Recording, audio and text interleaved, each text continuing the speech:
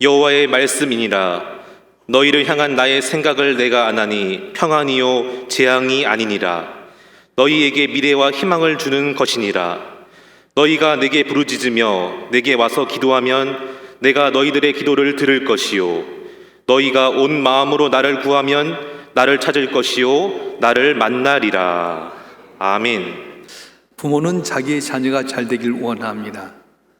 모든 부모는 할 수만 있으면 자기 자녀들이 좋은 환경에서 또 좋은 여건 속에 잘 되길 원하고 또 장성한 삶에 대해서도 할 수만 있으면 그들 도와서 형통하길 원합니다. 물론 모든 부모 다 그런 건 아닙니다. 어떤 부모는 자녀에게 피해를 끼치고 있는 것도 사실입니다. 그럼에도 불구하고 대부분의 부모들은 자기 자녀를 사랑하기 때문이라 돕길 원합니다. 어떻게 이런 마음이 오게 됩니까? 천지 만물을 창조하신 하나님, 영적인 아버지신 우리 하나님께서 우리 부모에게 주신 마음이 바로 이런 마음이었어요. 세상 천지 만물을 말씀으로 만드시고 에덴 땅을 주시고 생육하고 번성하라면서 보호자, 동반자가 되신 하나님은 부모가 된 우리들에게도 이런 마음을 주셔서 잘 돌보게 하고 또 돕게끔 만들고 자녀가 잘 되게끔 만들었습니다. 우리가 예수를 믿고 하나님을 아버지라고 불리게 된 건 놀라운 은혜가 아닐 수 없습니다. 그래서 우리는 하나님의 자녀된 자로서 하나님 마음이 어떠한지를 알게 되면 어떤 환난과 풍랑 가운데서 담을 넘을 수 있지만 하나님의 마음을 알지 못하면 하나님의 원한 뜻과 전혀 다른 길로 가서 주의 마음을 서글프게 하고 주의 마음을 실망감을 줄 수도 있습니다. 우리가 하나님의 자녀로서 하나님의 마음이 어떤지를 알아야 될 텐데 하나님께 우리에 대한 생각, 우리의 마음이 어떤 것입니까? 오늘 본문의 말씀에 보게 되면 우리를 향한 하나님의 생각은 재앙이 아니라 평안이라고 말씀하셨어요. 오늘 본문의 말씀의 배경 뭐냐면 남쪽 유다 나라가 바빌론 아수르 왕에 의해서 정복을 당하게 되고 왕과 제사장과 백성들과 모든 사람들이 다 포로로 잡혀가게 됩니다. 예루살렘 성은 불타버렸습니다. 살던 가옥도 불타버리게 되게 되고 많은 사람이 죽게 되게 되고 고난을 당하고 있는 현실 가운데 이젠 절망이고 끝이라고 생각됐는데 그때 하나님께서 오늘 본문의 말씀을 에르미야를 통해 주신 것이 내가 너에 대한 나의 생각을 안 하니 너에 대한 나의 생각은 재앙이 아니라 평안이라고 말씀합니다. 하나님께는 당신의 택한 백성들이 불행하기를 원하지 않습니다. 자기 백성을 향하신 하나님의 생각은 항상 선하고 은혜롭습니다. 우리가 잘못해서 심판받을 때도 하나님은 그 심판을 원하지 않습니다. 잘 되길 원하는데 악인이 되어서 잘못했을지라도 그를 심판하는 건 하나님의 본뜻이 아니라고 말씀합니다. 에스겔서 18장 23절 말씀 우리 다 같이 한번 읽어볼까요? 에스겔서 18장 23절 말씀 시작. 주 여호와의 말씀이니라. 내가 어찌 악인이 죽는 것을 조금들 기뻐하랴. 가 돌이켜 그 길에서 떠나 사는 것을 어찌 기뻐하지 아니하겠느냐. 이렇게 말씀하셨고요. 에스겔서 33장 11절 말씀에도 보면 이렇게 말씀합니다. 다 같이 읽겠습니다. 시작. 너는 그들에게 말하라. 주 여호와의 말씀이니라. 나의 삶을 두고 맹세하노니 난 악인이 죽는 것을 기뻐하지 아니하고 악인이 그의 길에서 돌이켜 떠나 사는 것을 기뻐하노라. 이스라엘 족속아 돌아가고 돌이키라. 너희 악한 길에서 떠나라. 어찌 죽고자 하느냐 하셨다 하라. 아멘. 이스라엘 백성들이 죄악 가운데 죽는 걸 원하지 않았습니다. 돌이키라고 말씀합니다. 그런데도 하나님의 뜻을 알지 못하고 패역한 그들을 향해서 이사야 선지자는 너희가 어찌하여 매를 더 맞으려고 패역하느냐 탄식하셨습니다. 코로나19는 모든 삶 인류의 재앙이라고 합니다. 그런데 하나님의 시각에서 보면 이건 재앙이 아니라 평안이라고 말씀합니다. 왜 그렇습니까? 이 고난을 통해 나를 연단하시고 이 고난의 과정을 통해 인간의 힘이 다가 아니라 하나님만이 우리 힘이고 우리를 도울 수 있는 분을 알게 하기 위해서 하나님은 이 코로나19라고 하는 채찍을 통해서 깨닫게 하셨다고 하는 거예요. 로마서 5장 3절 4절 말씀 한번 보겠습니다. 로마서 5장 3절과 4절 시작. 다만 이뿐 아니라 우리가 환난 중에도 즐거워하나니 이는 환난은 인내를, 인내는 연단을, 연단은 소망을 이룬 줄 알미로다. 아멘. 환난 중에 낙심하고 절망할 것이 아니라 환난 중에 인내를 배우게 되고 인내를 통해 연단하여서 마침내 때가 되게 되면 귀 쓰임받게 된다고 말씀하셨어요. 코로나19가 처음 왔을 때 다 어려웠지만 교회들이 어려웠습니다. 예배도 못 드리게 하고, 비대면 예배 드리게 되면 성도들이 어떻게 될 것인가 많이 걱정하고요. 지금도 교인들의 생각에는 교회에 나오는 것 이제는 옛날처럼 막 안 나오면 가슴 아파하고 두려워한 것이 아니라 당연히 동영상 보면서 합리화시켜 버렸어요. 하나님 사람 수를 좋아하지 않습니다.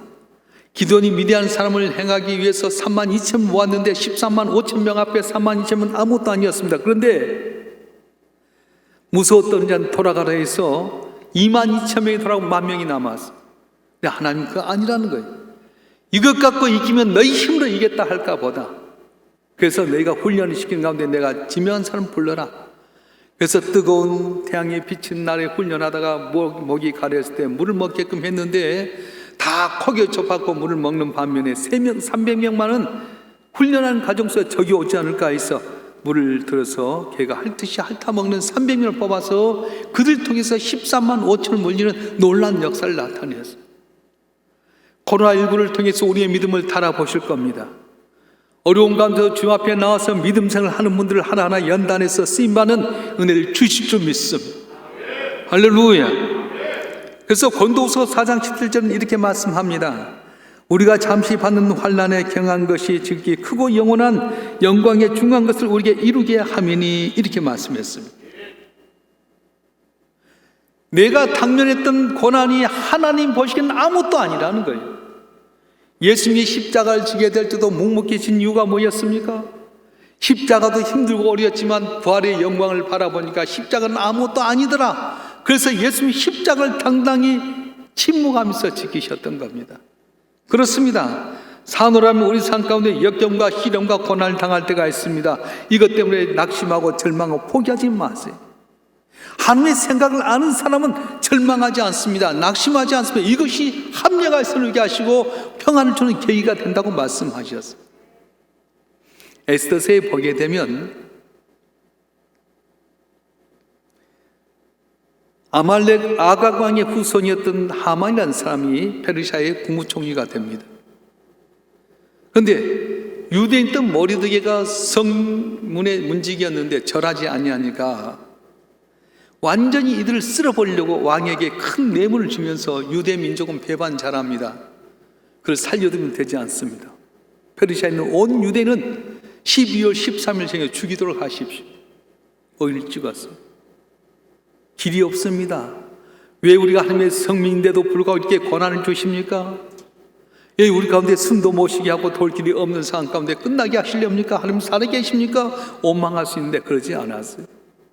마치 그때 에스더가 왕으로 있었는데 에스더에게 이때를 위해서 너를 세운 것 아니냐, 왕에게 나가라 오라버니 와스디 왕을 폐위한 것 보면 이 아수르의 왕이 얼마나 성과를 있는 거 아시지 않습니다. 부르지 않으면 나가면 다 죽습니다. 나도 왕이 부른 지 한 달 넘었습니다. 네가 만약에 나가지 않으면 우리 하나님은 우리를 어떤 방법으로 살리지만 너와 내 가족은 망하게 될 거다. 선택해라. 그때 에스더가 그러며 오라버니 내가 주면 죽이라고 3일 동안 먹지도 않고 마시지도 않고 기도하겠습니다. 우리 민족도 날 위해서 기도해 주십시오. 3일 동안 온 유대 민족이 머리를 풀고 죄를 무릅쓰고 하나님께 기도합니다. 하나님 건져주세요. 하만의 길에 죽을 수밖에 없습니다. 어떻게 하시렵니까? 도와주세요. 긍휼히 여겨서 부르셨더니 하나님께서 에스더가 아수의 왕에 나갔더니 아수의 왕의 눈이 다르게 보게 만들었습니다. 3일 동안 먹지도 않고 마시지도 않던 여인의 모습이 어떻게 예쁘겠습니까? 그런데 너무 아름다운 모습에 그물을 내밀어서 에스더 왕후에게 손을 들어달라고 해서 역전되는 역사가 있었어요. 나를 어렵게 만들었던 하만이 자기는 높은 자리에 올라가고 유대 민족은 다 죽이려고 했지만은 하나님의 생각은 재앙이 아니라는 겁니다. 어려운 이 대적을 물리쳐서 평안을 주려고 하는 생각이었다고 말씀하는 겁니다. 다니엘도 그렇습니다. 언제나 하나님을 향해서 예배드리에 시기 줄 때 된 사람들이 다리오 왕에 말합니다. 왕이여, 왕의 다른 신에게 절하거나 묻는 사람이 있으면 사자굴에 이렇게 하십시오. 여전히 함께 예배드리는데 시기 질투 오략에 의해서 사자굴에 들어가게 됩니다. 재앙인 줄 알았습니다. 그런데 하나님은 어떻습니까? 사자 입을 막으셨고 다리오 왕이 깨닫고 아침에 이 다니엘을 벌써 더 존귀케 하셨는데 다니엘을 시기 질투했던 사람들이었더니 오히려 떨어지는 뼈가 으스러지던 사자가 삼켜버리고 평화를 누리는 은혜를 주셨습니다. 코로나19로 말미암아 질병에 걸린 분이 계실 겁니다. 사업에 위기가 있습니다. 직장 잃어버린 분이 있습니다. 우리 가정이 정말로 내일 알지 못한 어려움 가운데 있는 분도 있을 겁니다. 염려하지 마세요.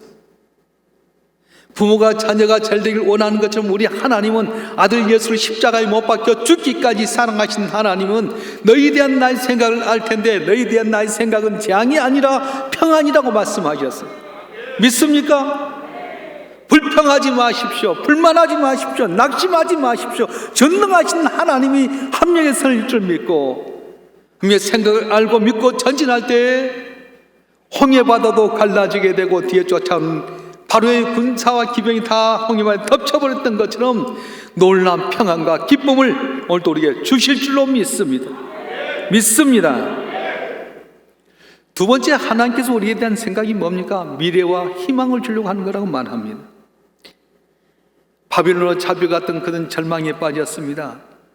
고국의 성은 불타버렸습니다. 성전도 무너져 버렸습니다. 다 다른 사람들에 의해서 그 나라가 초토화되어 버렸습니다. 어떻게 해야 될 것이 절망 가운데 있었는데 에레미야를 통해서 주셨던 말씀입니다.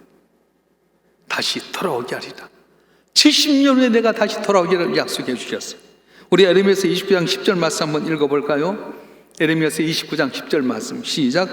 여호와께서 이같이 말씀하시니라. 바빌론에서 70년이 차면 내가 너를 돌보고 나의 선한 말을 너에게 성취하여 너를 이곳으로 돌아오게 하리라. 아멘. 유대인들은 이 은혜의 말씀을 듣고 소망을 얻기 시작합니다. 그래서 그곳에 집을 짓습니다. 그리고 밭을 갈기 시작합니다. 결혼하기 시작합니다. 70년이라는 세월이 바벨론 포로된 삶이 짧은 시간이 아니었지만 희망을 갖고 살다 보니까 마침내 70년이 돼서 돌아오는 귀한 기적의 은혜를 베풀어 주셨던 것입니다. 희망을 갖고 사는 삶은 어떤 어려움도 능히 이겨낼 수 있습니다. 희망을 갖는 사람 노인일지라도 청년 못지않게끔 힘있게 살아갑니다. 그런데 청년일지라도 소년일지라도 꿈이 없으면 무능한 사람이 되고 마는 것입니다. 이 지구상에 많은 삶인데 저와 여러분 태가의 삶의 자녀를 부르신 이유가 무엇일까요? 매일같이 성령으로 인도하시고 때를 따라서 깨닫게 하시고 징계하는 까닭이 무엇일까요?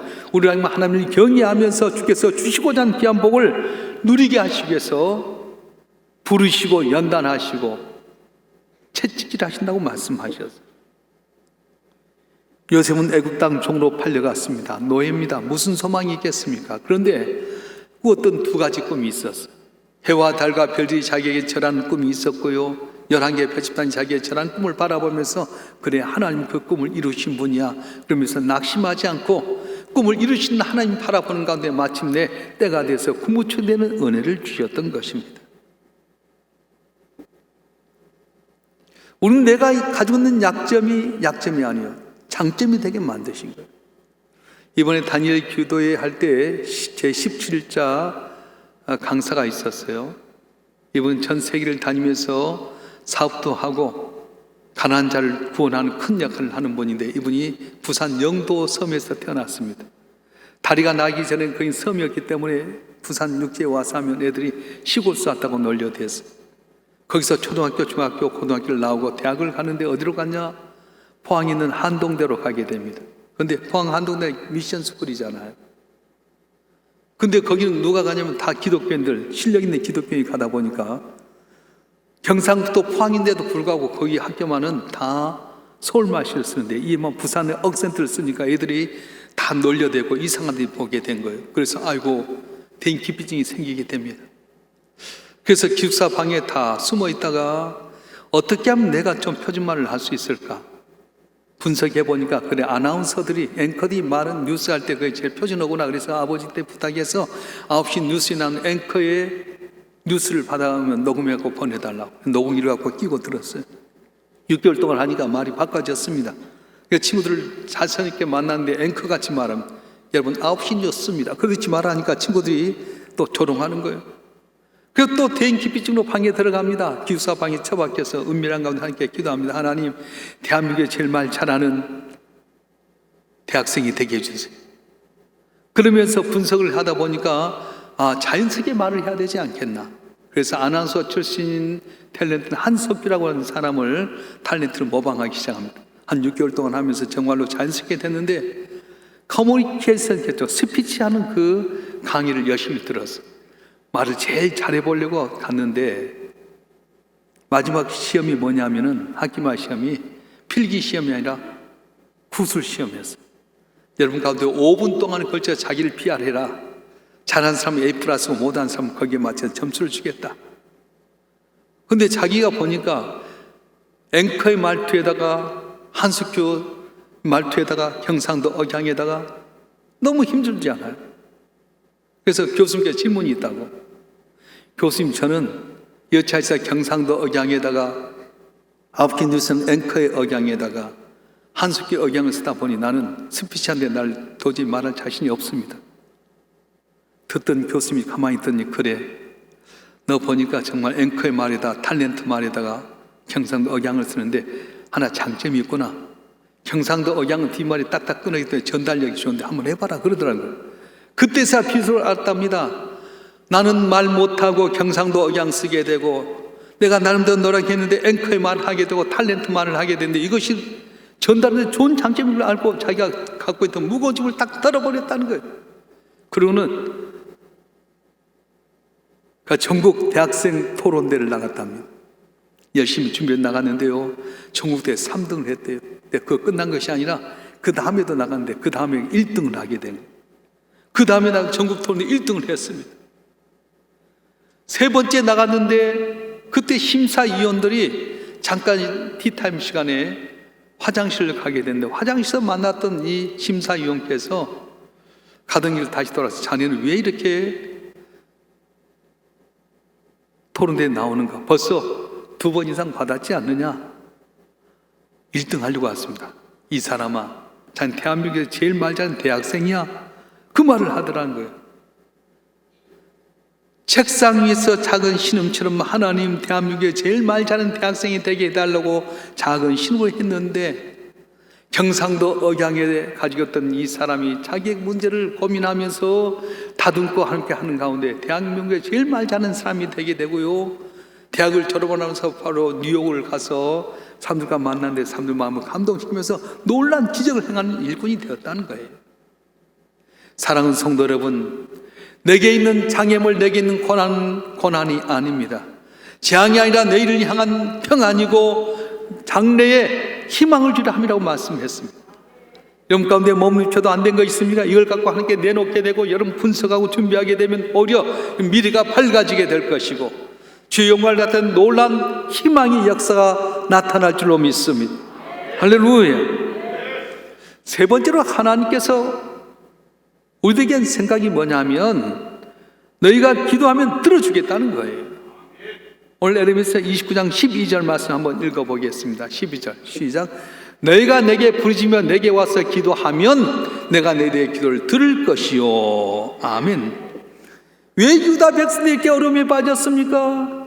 우상을 섬기게 되고 하나님의 등지고 떠나갔습니다. 선지자를 통해서 여러 번 경고했는데도 불구하고 하나님 의지하지 않습니다. 애굽을 의지합니다. 그런데 애굽은 오히려 그들 배반해버리고 고난에 빠지게 만들었습니다.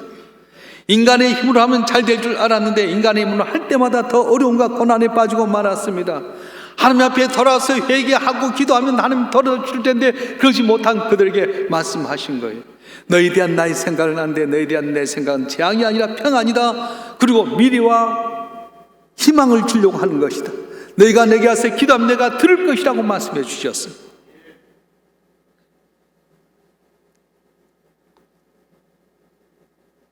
왜 하나님은 기도한데도 침묵하십니까? 왜 이렇게 힘든데, 왜 이렇게 어려운데 좀 나를 알아주지 아니하십니까? 아무리 기도 응답이 없을 때처럼 느껴질 때가 있습니다. 그런데 그때가 바로 지금 가장 가까이 계실 때라고 말씀하셨습니다. 유다 백성들을 70년 동안 바벨론 포로 생활을 하게 하셨던 하나님은 그들의 믿음을 바로 세우기 위해서였습니다. 고난당을 오히려 내게 유익이 되게 됩니다. 사람은 평안한 길, 평탄한 길 가길 원하지만 하나님은 훈련의 과정을 통해서 마침내 믿음이 서가게 만들어서 신앙의 불순물을 제거하기 위해서 잘못된 신앙의 여러 가지 모습을 버리고 하나님께 돌아와서 은혜 받도록 하기 위해서 고난을 줄 때가 있다고 하는 거예요. 그럴 때 우리는 어떻게 합니까? 하나님께 기도하라는 거예요. 한 그를 결코 버리신 것이 아니었습니다. 더 크게 사용하시려고, 더 위대하게 쓰시려고 큰 뜻을 가지고 주님 앞에서 영광을 돌리게 하기 위해서 포로 생활에 연단시키고 보호했던 것이라고 말씀하셨어요. 오늘 29장 13절 말씀 한번 읽어보겠습니다. 시작. 너희가 온 마음으로 나를 구하면 나를 찾을 것이요 나를 만나리라. 아멘. 너희가 온 마음으로 나를 구하면 나를 찾을 것이요 나를 만나리라 말씀해서 보물찾기 하듯이 숨겨놨던 보물 찾듯이 전심으로 구하고 찾으면 찾아지고 만나지게 된다는 말씀하셨습니다. 하나님은 시건치 않으신 분입니다. 약속을 반드시 지키신 분입니다. 아브라함과 이삭과 야곱이 약속했던 것처럼 그들의 후손이 번창하기 위해서 70명의 야곱의 자손이 애굽 땅에 갔지만 430년 동안 있으면서 어쨌든 종노릇 했지만 그들의 후손이 200만 명이나 커지게 되게 되고 나약한 모세를 통해서 출애굽하게 된다. 홍해 바다가 갈라지게 되고 쫓았던 애굽의 기업이 수장나는 모습을 보게 됐습니다. 광야 40년 동안에 순종했던 20세 이상만 가나안 땅에 들어갔는데 그들이 번창하게 되고 마침내 지금 영광을 받은 민족으로 세워주셨습니다. 사랑하는 성도 여러분, 오늘 내 삶 가운데 안 된 것처럼 생각됩니까? 염려하지 마세요. 기도하면 응답하시고 복을 줄 줄 믿습니다. 어제 나왔던 강대우라고 하는 이분은 성악가고 대학 교수입니다. 그리고 어떤 이렇게 그룹을 이끌어가는 대표가 되는데 그분의 가정에 은혜 받던 게 뭐냐면은 이분 믿음의 가정에 자라났지만은 잘못된 길로 가고 있었어. 그래서 술 먹고 담배 피고 침 찍찍 뱉게 되고요. 나쁜 친구 만나서 노래하는 걸 좋아했습니다. 아버지 어머니가 멀리서 스페인까지 가서 선장을 하기 때문에 아들 위해서 항상 기도하고 아들이 교회 갔다는 말 때문에 너무 좋아서 중보기도를 요청할 정도 되었는데 어느 날 내가 하나님 앞에 기쁨이 되려면 어떻게 해야 될 것인가. 그래서 대학 가서 1등도 하고 그래서 노래를 잘하게 되는데 그래 내가 성악을 전공해서 한 영광을 돌려야 되겠다. 그리고 마음을 결단하고 이태리로 가게 됩니다. 여러분 한 영광에서 이태리로 유학 가게 되면 다 길이 풀려야 되잖아요. 근데 가서 보니까 이태리에만 유학생이 3,000명이 로마 한인교회 갔는데 로마 한인교회가 그 당시 교인이 500명, 600명인데 90%가 성악가입니다. 1등은 하나 뽑는데 그 교회에서만 500명, 600명 가운데 90%면 얼마나 되겠어요? 적어도 400명 이상이 다 성악가예요. 다 경쟁자입니다. 국제 콩쿠르를 하면 한 일주일 정도 걸린답니다. 1차, 2차 이렇게 3차까지 걸쳐서 하기 때문에 서로 간에 국제 콩쿠르를 하게 되면 보따리 싸갖고 쌀도 사고 김치도 싸갖고 하고 다 가서 옮기는데 자기는 가는 곳마다 1차에서는 떨어져 버린 거예요. 1차에 떨어진 겁니다. 그걸 무려 30번 가까이 계속 할 때마다 떨어지니 얼마나 기가 막힙니까? 근데 로마 한인교회 금기사항이 있었어요. 새벽기도 하지 말아라. 통상기도 하지 말아라. 한국말에 찬양하지 말아라. 왜냐하면 성악가는 몸이 아끼잖아요. 새벽기도 나오면 얼마나 피곤합니까? 피곤하면 목이 안 나오니까. 통성기도하면 목이 쉬니까 몸이 아끼었던 성악가는 새벽기도 하지 말아라. 통성기도 하지 말아라. 이태리 발음을 해야 되니까 한국 찬양하지 말아라 했는데 한 30번 정도 가지 1차에 탈락하고 돌아오면 너무 비참하고 슬퍼서 하나님께 부르짖었습니다. 하나님, 나는 억지로 하겠습니다. 나 새벽기도 하겠습니다. 통성기도 하겠습니다. 한국말 하겠습니다. 내가 이렇게 할 때 하나님 알아서 하십시오 하고는 맡겼답니다. 새벽마다 나가서 찬송하고요. 새벽마다 나가서 통성으로 울부짖고요. 그런데요, 목청이 터졌대요. 펠칸도 이 발석범이 생겼대요. 그분의 말에 의하면 외국 유럽 사람들은 머리가 이렇게 길잖아요. 앞뒤로 길잖아요. 그래서 소리가 앞으로 나가게 됐다는 거예요. 근데 우리나라 사람은 옆으로 됐잖아요. 흩어진 소리. 그래서 그 말 쑥대머리 그러면서 퍼지는 그런 이야기를 하는 거예요. 그러니까 여태까지 발성을 해도 그분들 키가 크기 때문에 벤 줄 알았는데 가슴에 대고 앓혀지다 보니까 엉터러 배운 거예요. 근데 새벽마다 함께 눈물로 기도하고 통솔을 하다 보니까 벨칸토 창법이 나오게 됐어요. 8개월 동안 열심히 준비해서 국제 콩쿨리에 갔는데 탁 합격이 됐어요. 근데 한 번만 한 거예요. 내리 8번을 계속해서 입상을 해버린 겁니다. 친구가 그때 야 노래 잘하는 애들 안 나온가 봐 비아냥거리는데 그분의 고백이 그래 하나님께서 노래 잘 안 나오게 만든 내가 1등해서 그렇게 이야기하더라고요. 그렇습니다. 아무리 내가 실력 줘도 더 잘하는 사람 나오면 난 떨어질 수밖에 없는데 생각지 못하게끔 금기상 통성기도 하지 말아라 새벽기도 하지 말아라 한국말 하지 말라 했는데도 불구하고 하나님 나는 새벽기도 하겠습니다 통성기도 하겠습니다 한국말 하겠습니다 주님 맡깁니다 내 길 주께서 책임져 주시고 맡겼더니 벨칸토 창법이 나오게 되고요 내리 8번을 입상하게 되고 대학 교수로서 성악가로서 더 크게 연합에서 쓰임받는 일꾼이 됐다는 거예요.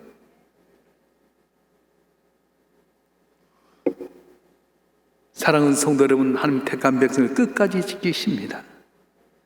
유다 백성의 우상숭배에서 심판받아 바벨론 포로로 끌려갔지만 하나님 포기하지 않으셨습니다.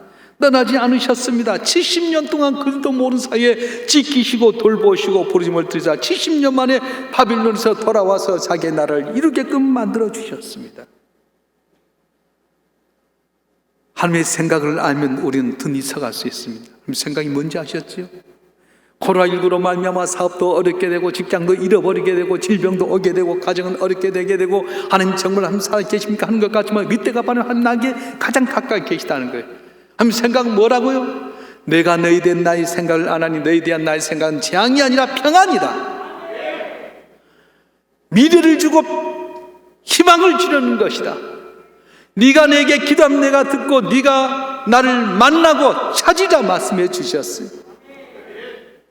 자, 여러분 한 번 하면 인간의 생각을 다 버려버리고 아들 예수를 십자가에 못 박혀 내신 하나님께서 어찌 그 아들과 더 좋은 걸 주지 않겠느냐고 했는데 우리의 반석이요 우리가 의지할 수밖에 없는 예수만 바라보고 의지함으로 말미암아 하며 생각을 마음에 품고 승리하는 우리 모두가 되어지기를 주님으로 축원합니다. 축원합니다. 승리할 줄 믿습니다. 기도하겠습니다.